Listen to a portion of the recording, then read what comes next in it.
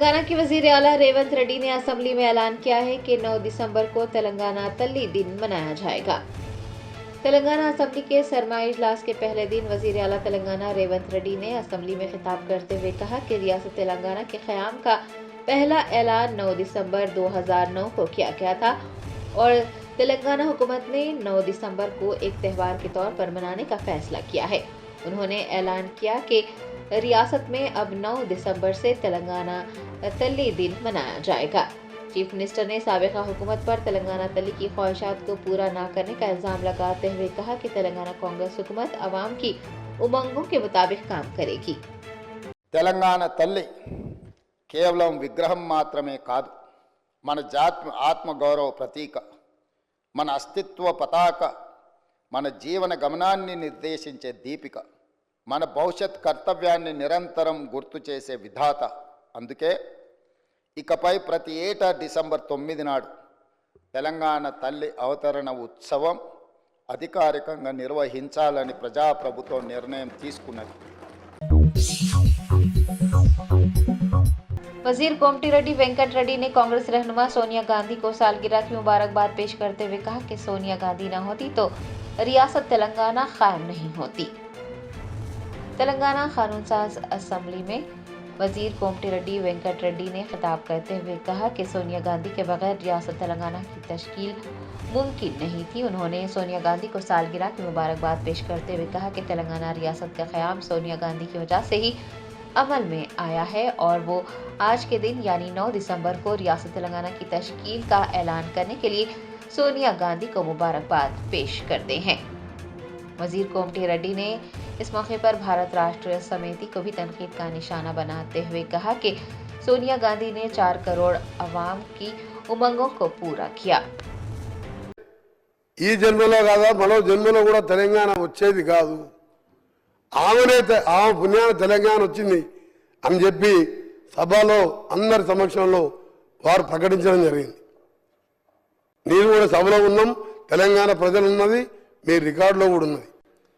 ఈరోజు అలాంటి సోనియా గాంధీ పుట్టినరోజుతో పాటు తెలంగాణ అస్తిత్వానికి ప్రతీకలైన ఒక అమ్మ లాంటి తెలంగాణ తల్లి तेलंगाना हुकूमत के मुशीर बराए अक़लियती बहबूद व दीगर तबक़ात मोहम्मद अली शब्बीर ने कांग्रेस रहनुमा सोनिया गांधी की सालगिरह पर उन्हें मुबारकबाद पेश की है।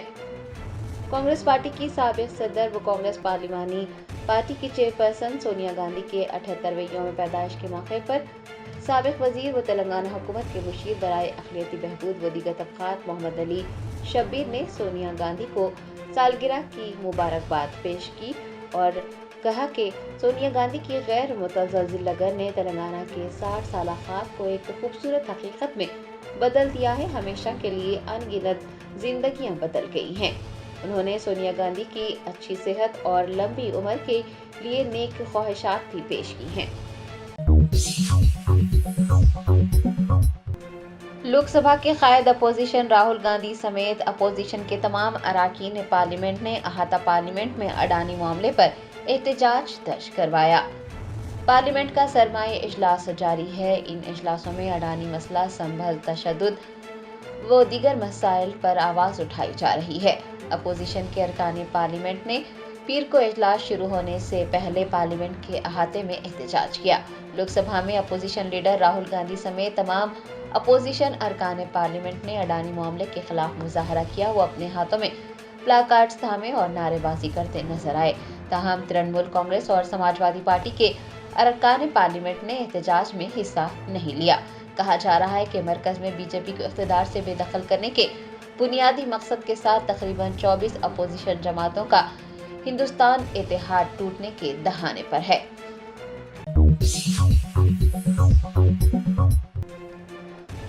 विकाराबाद जिले में अपनी बीवी के मायके से वापस न आने पर मायूस शख्स ने सेलफोन टावर पर चढ़कर खुदकुशी की कोशिश की। तफसीलात के मुताबिक अंजनेलो नामी शख्स का अपनी बीवी से कुछ दिनों से झगड़ा चल रहा था। बात पेट बशीराबाद पुलिस तक पहुंची। पुलिस स्टेशन में शिकायत दर्ज करवाने और बीवी के मायके से न लौटने पर मायूस अंजनेलो ने अपनी जान देने की कोशिश की। बताया जाता है कि उसने कीड़े मार दवा खाई और फिर ओल्ड ताडोर में एक सेलफोन टावर पर चढ़ गया। इत्तला मिलने पर पुलिस एहलकारों ने वहां पहुंचकर अंजनेली को टावर से नीचे उतारा और इलाज के लिए तांडूर के सरकारी अस्पताल मुंतकिल किया। దామర్చాడు నీ పేరు నా పేరు అంజనేయులు. మా భార్య పిఎస్ కార్డుకు పోయింది. ఎవరు చెప్పినంటే వాళ్ళు వద్దే వాళ్ళు కలిసి ఆట ఆడుతుంది. ఇప్పుడు మధ్యలో ఇప్పుడు వరకు 10 సంవత్సరాలు అవుతుంది అనుకోరు మ్యారేజ్. ఇప్పుడు వరకు రాంది ఈడిపోతే ఎట్లా వచ్చింది, నేను చంపేస్తుంది అని అంటున్నారు వాళ్ళు. నేను ఎందుకు చంపేస్తాను, మా భార్య 3 పిల్లలు పుట్టినాక. కంప్లీట్ అయినా పిఎస్లో పిఎస్లో పోయి ఇచ్చిండు. పోయినాక పిఎస్కి పిఎస్ పోయి ఇచ్చిండు. పోయి వచ్చినందుకు నేను ఇక్కడ 7 వరకు మహారాష్ట్ర వరకు వచ్చినాను. టికెట్ కూడా అదే ఒక టికెట్ పడిపోయింది. మహారాష్ట్ర ఎందుకు పోయినావు? మా భార్య కేసు పెట్టినందుకు నేను దగ్గర పోయి వచ్చిన. ఎప్పుడు పెట్టిన కేసు? పెట్టి 3 రోజులు అవుతుంది. నేను వర్ష వరకు చేసిన. ఏమన్నా పిఎస్ పోయినావు? మరి ఏమన్నారు పోలీసు? పోలే పిఎస్ పోలేదు. అయితే నువ్వు మందు తాగుతావు డైలీ? నేను డైలీ అని కాదు, ఎప్పుడన్నా ఒకసారి తాగుతా కూడా మా భార్య ఒకటి ఎరక. ఒకప్పుడు తాగాల్సి వెళ్ళి ఈ మధ్య టెన్షన్లో తాగుతున్నాను. మా భార్య ఒకటి ఎరక తాగటి కూడా 1 సంవత్సరం నుంచి అనుకోండి అంతే. అంతే.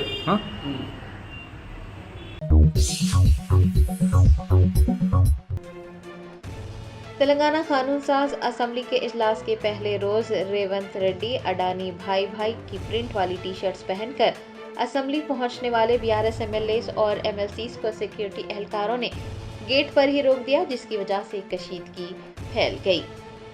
तेलंगाना असेंबली के सरमाई इजलास से कबल एक अहम पेशरफ्त हुई।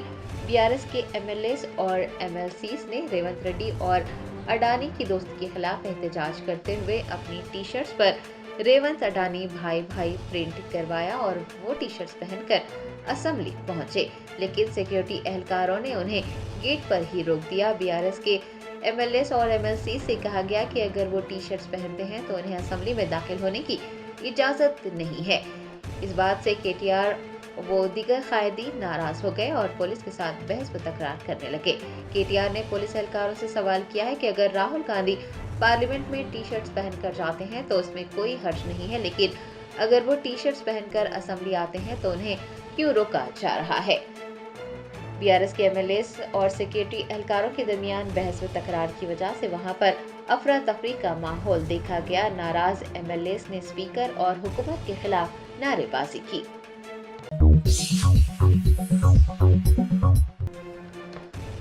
हैदराबाद की मशहूर हुसैन सागर झील, जिसके एक जानिब टैंक बैंड और दूसरी जानिब सेक्रेटरीट है, देखने में इंतहाई दिलकश है, लेकिन इलाके में फैला ताउन इसकी खूबसूरती को मुतासिर कर रहा है। हुसैन सागर झील हैदराबाद के सियाहती मकामात में से एक है। यहाँ पर बहुत से पार्क हैं, फूड कोर्ट्स हैं और हुसैन सागर में कश्ती रानी होने की वजह से ये न सिर्फ हैदराबाद बल्कि दीगर मकामात से आने वालों के लिए भी तफरीह का मरकज बनकर उभरा है। हुसैन सागर के एक जानिब टैंक बैंड है तो दूसरी जानिब डॉक्टर BR अम्बेडकर सेक्रेटरीट की खूबसूरत सी इमारत खड़ी है, जो देखने में बेहद खूबसूरत है। लेकिन हुसैन सागर के पानी से आने वाली गंदी बदबू न सिर्फ झील बल्कि खूबसूरत इमारतों की खूबसूरती को भी मुतासिर कर रही है। कहा जाता है कि सन 1970 से हुसैन सागर का पानी आलूदा है और इलाके में ताउन फैला रहता है। कई हुकूमतें आई और चली गई, इंसान का चांद पर पहुंचना मुमकिन हो पाया और जमीन से चांद पर रॉकेट भेजना भी मुमकिन हो पाया है। हर किस्म की तकनीकी तरक्की हो रही है, लेकिन अफसोस कि कोई भी इस झील को साफ नहीं कर पाया है।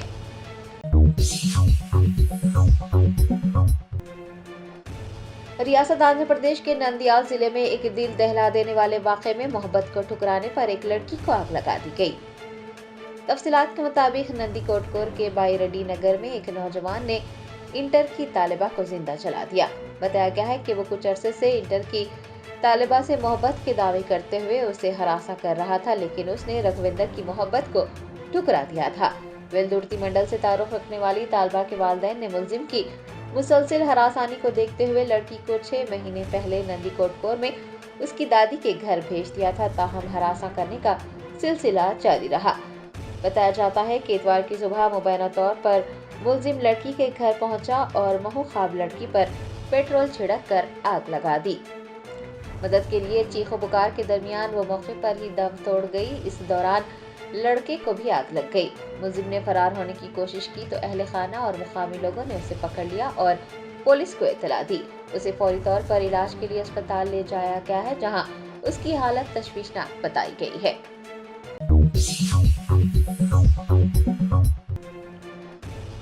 हिंदुस्तान के दारुल हुकूमत दिल्ली के कई स्कूलों को बम से उड़ाने की धमकी मिलने के बाद तलबा को घर वापस भेज दिया गया।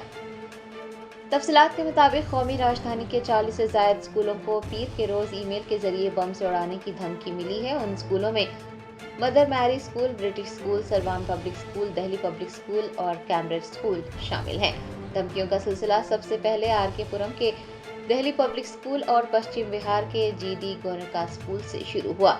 धमकी आमेज ईमेल में कहा गया है कि स्कूल की इमारतों के अंदर मुतादिद बम नस्ब किए गए हैं। बम छोटे हैं, उससे इमारत को ज्यादा नुकसान नहीं पहुंचेगा, लेकिन बम फटने से बहुत से लोग जख्मी हो जाएंगे। दरियासना स्कूल इंतजामिया ने फौरन कार्रवाई करते हुए तलबा को घर वापस भेज दिया। दिल्ली फायर सर्विस के ओहदेदारों ने पुलिस, बम डिस्पोजल स्क्वाड और डॉग स्क्वाड के साथ मिलकर स्कूल के अहाते की जांच की और तलाशी भी ली गई। आपको याद दिला दें कि 2 महीने पहले राजधानी के सीआरपीएफ के कई स्कूलों को ईमेल के जरिए बम से उड़ाने की धमकी मिल चुकी है।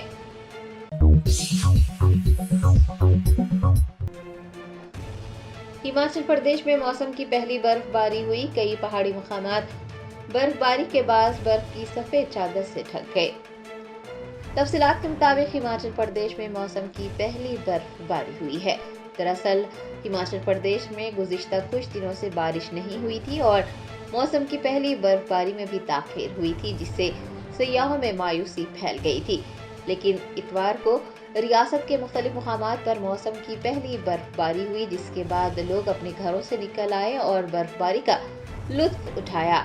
हिमाचल प्रदेश में मौसम में तब्दीली के साथ ही सर्दी में भी इजाफा देखा जा रहा है। कई पहाड़ी मुकामात पर बर्फ की चादर बिछ गई है।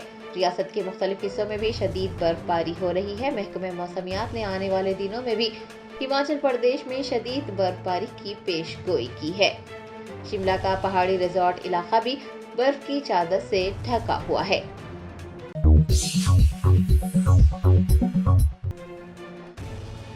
तेलंगाना हाई कोर्ट ने जर्मन शहरियत छुपाने पर बीआरएस के साबिक एमएलए चिन्नामनेनी रमेश पर 30 लाख रुपए का जुर्माना आयद किया है। विमलवाड़ा के साबिक एमएलए चिन्नामनेनी रमेश को तेलंगाना हाई कोर्ट में झटका लगा। हाई कोर्ट ने शहरियत मामले में दायर अर्जी को खारिज कर दिया। तेलंगाना हाई कोर्ट के जस्टिस बी विजय सेन रेड्डी ने विमलवाड़ा असेंबली हल्के की नुमाइंदगी करने वाले बीआरएस पार्टी के साबिक एमएलए डॉक्टर चिन्नामनेनी रमेश पर 30 लाख रुपए का जुर्माना आयद किया है। अदालत ने पाया कि रमेश ने अपनी जर्मन शहरियत छुपाई थी। अदालत ने साबिक एमएलए को यह हुक्म दिया है कि वो विमलवाड़ा हल्के के मौजूदा एमएलए आदि श्रीनिवास को 25 लाख रुपए अदा करें। आपको बता दें कि आदि श्रीनिवास ने रमेश की हिंदुस्तानी शहरियत को चैलेंज करते हुए एक अर्जी दायर की थी।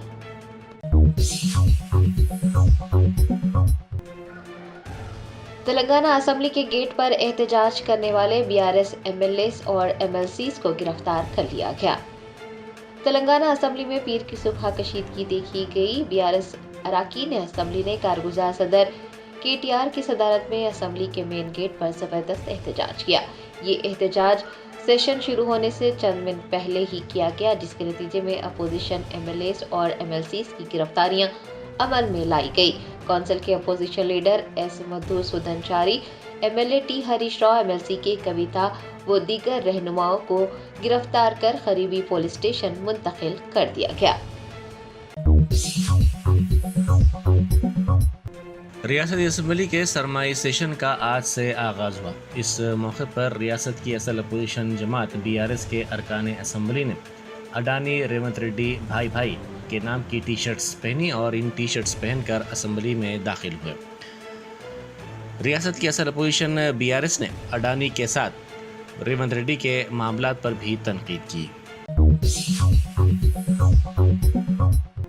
रियासती वजीर सीतक्का ने प्रजा भवन में कांग्रेस की साबिक सदर सोनिया गांधी की सालगिरह बड़े पैमाने पर मनाई। उन्होंने सोनिया गांधी की तस्वीर के साथ जय सोनियम्मा के नारे लगाए। उन्होंने कहा कि तेलंगाना की तश्कील में सोनिया गांधी का अहम रोल रहा है। उन्होंने कहा कि तेलंगाना के नौजवानों की ख्वाहिशात की तकमील करते हुए सोनिया गांधी ने तेलंगाना को अलहदा रियासत की तश्कील का दर्जा देने में अहम रोल अदा किया है। उन्होंने कहा कि सोनिया गांधी की निगरानी में रियासत में अवामी हुक्मरानी जारी है। महाराष्ट्र के पुणे शहर के शिंदे नगर में एक दुकान में बड़े पैमाने पर आग लगने का वाक़या पेश आया। ज़राए के मुताबिक इस आग के सबब मुकामी अफराद में खौफ की लहर दौड़ गई। मुकामी अफराद की इत्तला पर 6 फायर ब्रिगेड्स के अमले को वहां पहुंचाया गया, जिन्होंने आग पर काफ़ी जद्दोजहद के बाद काबू पाया। इस वाक़े की वजह मालूम ना हो सकी। इस वाक़े के नतीजे में किसी की मौत या फिर किसी के झुलसने की कोई इत्तला नहीं मिली है। पुलिस ने इस सिलसिले में केस दर्ज करके तहक़ीक़ात का आगाज़ कर दिया। वज़ीर आला रेवंत रेड्डी ने सेक्रेटेरिएट में तेलंगाना तल्ली के मुजस्समे की तनसीब के इंतज़ामात का तफसीली तौर पर जायज़ा लिया। रियासती वज़रा के अलावा सदर PCC महेश कुमार गौड़ के साथ उन्होंने इस मुजस्समे के इंतज़ामात का मुआयना किया। वो आज शाम 6 बजे इस मुजस्समे की नक़ाब कुशाई अंजाम देंगे। हैदराबाद पुलिस ने संध्या थिएटर से वाबस्ता 3 अफराद को गिरफ्तार कर लिया। चंद दिन पहले टॉलीवुड अदाकार अल्लू अर्जुन की फिल्म पुष्पा 2 के भगदड़ की वजह से एक 35 साला खातून की दम घुटने से मौत हो गई थी और इसका 8 साला बच्चा जख्मी हो गया था और हॉस्पिटल में ये लड़का ज़ेर इलाज है। खातून के रिश्तेदारों की शिकायत के बाद चिकड़पल्ली पुलिस ने एक मुकदमा दर्ज किया था। इस सिलसिले में 3 अफराद को गिरफ्तार किया गया है। पुलिस ने M संदीप, जो थिएटर का मालिक है, मैनेजर नागराजू और इंचार्ज विजय चंद्र को गिरफ्तार करते हुए अदालती तहवील में दे दिया। पलनाडु जिले में पेश आए सड़क हादसे में 4 अफराद हलाक हो गए। कोंडागट्टू मंदिर में दर्शन के लिए ये अफराद आ रहे थे। कार में 8 अफराद सवार थे। इसके ड्राइवर ने इसका तवाज़ुन खो दिया, जिसके नतीजे में ये कार दरख्त से टकरा गई और 4 अफराद बरसर मौका हलाक हो गए। मज़ीद 4 जख्मियों को इलाज के लिए दवाखाना मुंतकिल कर दिया गया है।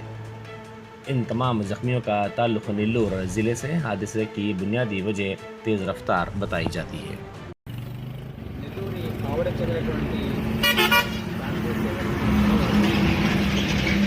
వారం బయలుదేరి కొండగట్టు తర్వాత యాదగిరిగుట్ట ఇవన్నీ చూసుకుంటూ మళ్ళీ రిటర్న్ కావలి వెళ్ళిపోతున్నారు. కారు కూడా తీసుకున్న 20 డేస్ అయింది. ఆ మొక్కులు చెల్లించుకోవడం కోసం వెళ్ళి వస్తున్నారు.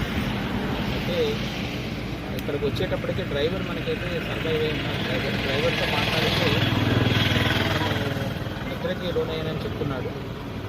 నిద్రలోనే ఆ చెట్టుని కొట్టడం జరిగింది. అందులో మొత్తం 8 మంది ఉన్నారు. నలుగురు వాళ్ళ పట్ల పూర్తి ఏదైతే వైద్య సదుపాయాలు ఉన్నాయో వాటన్నిటినీ కూడా స్పీడప్ చేశాము. ఇక్కడ కూడా ఎర్లీ అవర్స్లో డ్రైవ్ చేస్తున్న వాళ్ళందరికీ కూడా ఏంటంటే అవసరమైతే ఒక హాఫ్ అన్ అవర్ ఆగినా కూడా వాళ్ళు వెళ్ళడం బెటర్. తొందరగా వెళ్ళిపోవాలని కంటిన్యూస్గా డ్రైవ్ చేస్తూ సింగిల్ డ్రైవర్ ఉండి 2 డేస్ నుంచి కంటిన్యూస్ డ్రైవ్ చేస్తూ రావడం వల్ల ఇది దాన్ని కూడా గమనించాలి. ఎవరైనా ఈ విధంగా ఫ్యామిలీస్ వెళ్తున్నప్పుడు డబుల్ డ్రైవర్ కానీ అట్లా ఉండేటట్టు తీసుకుంటే వాళ్ళకు కూడా బాగుంటుంది.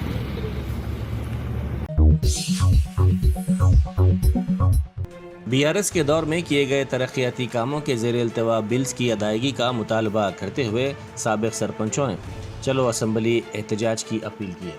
इस एहतजाज के पेश नज़र अजला में साबिक़ सरपंचों और दीगर एहतजाजियों को बड़े पैमाने पर गिरफ्तार किया जा रहा है। पुलिस की जानिब से चौकसी इख्तियार की जा रही है। इन गिरफ्तारियों के पेश नज़र मुख्तलिफ़ मकामात पर हालात कशीदा बताए जा रहे हैं। इसी दौरान सरपंचों की एसोसिएशन ने साबिक़ सरपंचों की गिरफ्तारी की शदीद मजम्मत की। साबिक़ सरपंचों ने इंतबा दिया कि जब तक उनके ज़ेर इल्तवा बिल्स मंजूर नहीं किए जाते एहतजाज का सिलसिला जारी रहेगा। గౌరవ సర్పంచులని సర్పంచుల పెండింగ్ బిల్లుల కోసం ఉన్న అసెంబ్లీలో వెళ్తున్న ప్రజాప్రతినిధులను కలిసి వినతి పత్రం అందజేస్తామనే ఓ కార్యక్రమం పెట్టుకుంటే ఈ ప్రభుత్వం అర్ధరాత్రి సర్పంచులను అరెస్టు చేయడం తీవ్రంగా ఖండిస్తున్నాం. ఎందుకంటే న్యాయం అడిగితే అరెస్ట్లా, మాకు ఇది ప్రజాప్రభుత్వంలో ప్రజాపాలనలో అరెస్టులు ఉండయి. కానీ వీళ్ళు అరెస్టు చేసి మరి నిర్బంధించి ఇది ప్రజాపాలన ఎట్లయితుంది? కాబట్టి ఇప్పటికైనా ఈ ప్రభుత్వం కళ్ళు తెరిచి మా సర్పంచుల పెండింగ్ బిల్ల మీద ఇవాళ స్పష్టమైన అసెంబ్లీలో స్పష్టమైన ప్రభుత్వం ప్రకటన చేయాలని మేము తెలంగాణ సర్పంచుల జాయింట్ యాక్షన్ కమిటీ నుంచి ఈ ప్రభుత్వాన్ని డిమాండ్ చేస్తున్నాం. అదేవిధంగా ఈ రోజు వచ్చిన సర్పంచులని ఎక్కడ కూడా ఎవరు కూడా అధికారులు కానీ పోలీసులు కానీ ఎలాంటి ఇబ్బందులు పెట్టొద్దు. మేము శాంతియుతంగానే వినతి పత్రాలు అందజేస్తాం. కాబట్టి ఈ ప్రభుత్వంలో ఉన్న పోలీసు యంత్రాంగం గమనించి మాకు ప్రజాప్రతినిధులు కల్పించే అవకాశం కల్పించాలని ఈ ప్రభుత్వాన్ని కోరుతున్నాం. ఈ రోజు అసెంబ్లీ సమావేశాలు జరుగుతున్న సందర్భంగా గౌరవ ఎమ్మెల్యేలు మంత్రులు మరి అసెంబ్లీకి వెళుతున్న సందర్భంలో మేము ప్రజాప్రతినిధి సర్పంచులుగా మా యొక్క పెండింగ్ బిల్లులు విడుదల చేయాలని చెప్పి వారికి ప్రతి ఒక్క ప్రజాప్రతినిధికి ఈ వినతి పత్రం ఇవ్వాలని మా తెలంగాణ జాయింట్ యాక్షన్ కమిటీ తరఫున మేము రావడం జరుగుతుంది. కాబట్టి ప్రతి ఒక్క ఎమ్మెల్యే కూడా మంత్రులు కూడా మరి ఈరోజు చర్చ జరిపి మాకు రావాల్సినటువంటి బకాయి నిధులు ఏవైతే ఉన్నాయో మాకు మంజూరు చేయించే విధంగా మీరు చర్చ జరపాలని ప్రతి ఒక్క ఎమ్మెల్యే గారిని మీకు కోరడం జరుగుతూ ఉంది. बीआरएस के कायदीन को हिरासत में लेने से कबल साबिक़ वज़ीर हरीश राव ने मीडिया से बात करते हुए कहा कि ऐवान में इस मसले को बेनकाब करने की वो कोशिश करना चाहते थे ताकि मुल्क भर में कांग्रेस के दोहरे मियार को बेनकाब किया जा सके। उन्होंने कहा कि गली कांग्रेस का एक रवैया और दिल्ली कांग्रेस का एक रवैया है। दिल्ली कांग्रेस कहती है कि अडानी चोर है, जबकि गली कांग्रेस अडानी को दोस्त मानती है। जी भाई, या दिल्ली कांग्रेस का एक बात है, गली कांग्रेस का एक बात है। दिल्ली में राहुल गांधी ने अडानी चोर है बोलते, गली कांग्रेस तो अडानी हमारा प्यारा दोस्त है बोल के रेवंत रेड्डी बोल रहा। कौन सा कांग्रेस का सही है? दिल्ली कांग्रेस का सही है या गली कांग्रेस का सही है?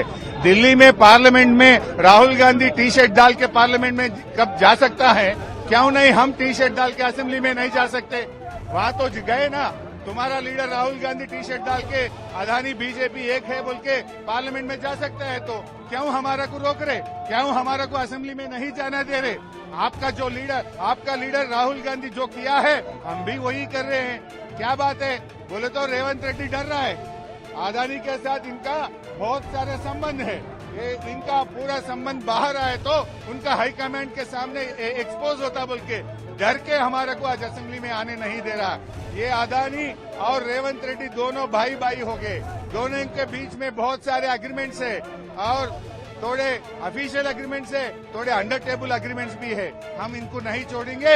इनका पूरा जो भी अडानी के साथ संबंध है उसके ऊपर हम लड़ेंगे। अडानी के लिए किसानों का जमीन ये खींच ले रहा है, अडानी के लिए या सीमेंट फैक्ट्री के लिए पोल्यूशन इंडस्ट्री यहाँ लाने के लिए लोगों को परेशान कर रहा है। फिर मैं पूछना चाहता हूँ राहुल गांधी जी, आपके सीएम रेवंत रेड्डी को आप क्यों नहीं पूछते? आप बोलते हैं अडानी को चोर है बोल के, फिर आपके सीएम अडानी से अलाई भलाई कर रहा, अडानी से एग्रीमेंट कर रहा, फिर तुम्हारा सही है, आपका सीएम का सही है। आप बताओ, कांग्रेस पार्टी को एक लाइन नहीं रहता क्या? दिल्ली में राहुल गांधी एक बोलता, गली में रेवंत रेड्डी और कुछ बोलता क्या?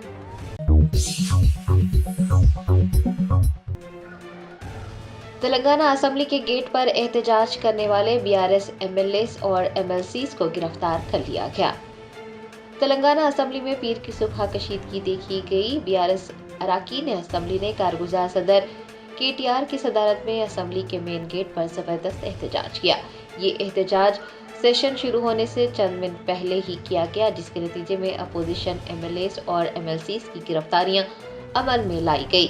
कौंसिल के opposition leader S Madhusudanachari, MLA T Harish Rao, MLC K Kavitha व दीगर रहनुमाओं को गिरफ्तार कर करीबी पुलिस स्टेशन मुंतकिल कर दिया गया।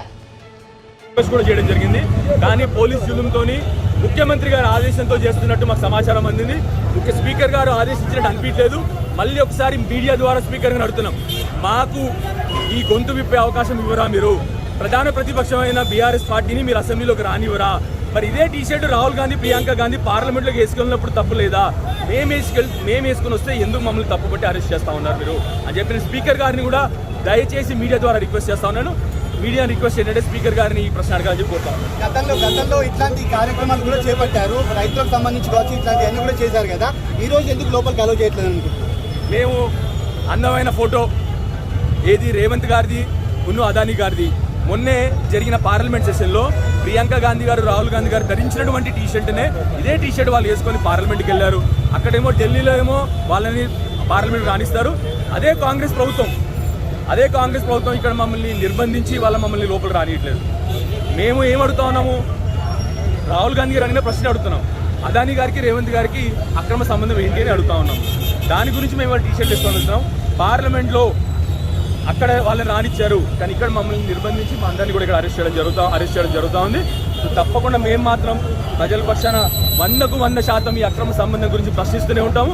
తప్పకుండా ఈ ప్రభుత్వాన్ని మళ్ళీ ఒకటి అట్లే స్పీకర్ గారిని అడుగుతా ఉన్నాను. నేను ఇప్పుడు కూడా రిక్వెస్ట్ చేశాను, స్పీకర్ గారు ఆర్డర్ ఉందా, స్పీకర్ గారు మమ్మల్ని అరెస్ట్ చేయమన్నారా, మరి స్పీకర్ గారిని కూడా కోరుతా ఉన్నాను.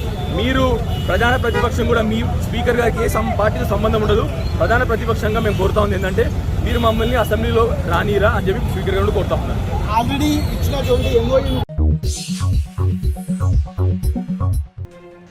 तेलंगाना के वजीर ट्रांसपोर्ट पूनम प्रभाकर ने कहा है कि रियासती निशान को तब्दील नहीं किया गया है। उन्होंने कहा कि तेलंगाना तल्ली का कोई सरकारी मुजस्सिमा अब तक नहीं बनाया गया है, ताहम अब हुकूमत ने तेलंगाना तल्ली के मुजस्सिमे की तामीर की है।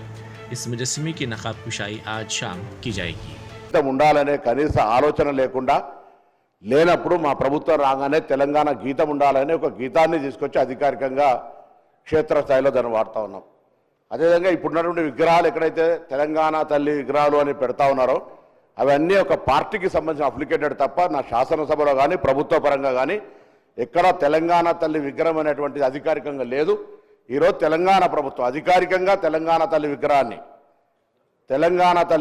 అధికారికంగా మన సచివాలయమైనటువంటి డాక్టర్ బాబాసాహెబ్ అంబేద్కర్ సచివాలయంలో అందరికీ కనబడే విధంగా పరిపాలన బాగుండాలి, తెలంగాణ స్ఫూర్తిదాయకంగా ఉండాలని ఈరోజు తెలంగాణ తల్లి విగ్రహాన్ని. शाम में ताज़ा तरीन पेशरफ पर अमरीकी सदर जो बाइडन ने कहा कि अमरीका शाम में अपने शराकतदारों और स्टेक होल्डर्स के साथ मिलकर काम करेगा ताकि उनको खतरे से निपटने के मौके से फ़ायदा उठाने में मदद मिले. बरसों से असद के असल हिमायती ईरान, हिजबुल्ला और रूस रहे, लेकिन गुज़िश्ता हफ्ते के दौरान इनकी हिमायत ख़त्म हो गई क्योंकि ये तीनों आज बहुत कमज़ोर हैं. गुज़िश्ता 4 सालों में उनके इंतज़ामिया ने एक वाज़ेह उसूली पॉलिसी पर अमल किया है. शाम की तरफ अपने शराकतदारों की हिमायत, पाबंदियों, सिफारतकारी और ज़रूरत पड़ने पर टारगेट मिलिट्री फोर्सेस के ज़रिए अब हम शाम और पूरे खित्ते के अवाम के लिए नए मौक़े खोलने की तरफ देख रहे हैं. आगे देखते हुए अमरीका शाम के पड़ोसियों बशमूल अर्दन, लेबनान, इराक़ और इसराइल की हिमायत करेगा. Question of what comes next.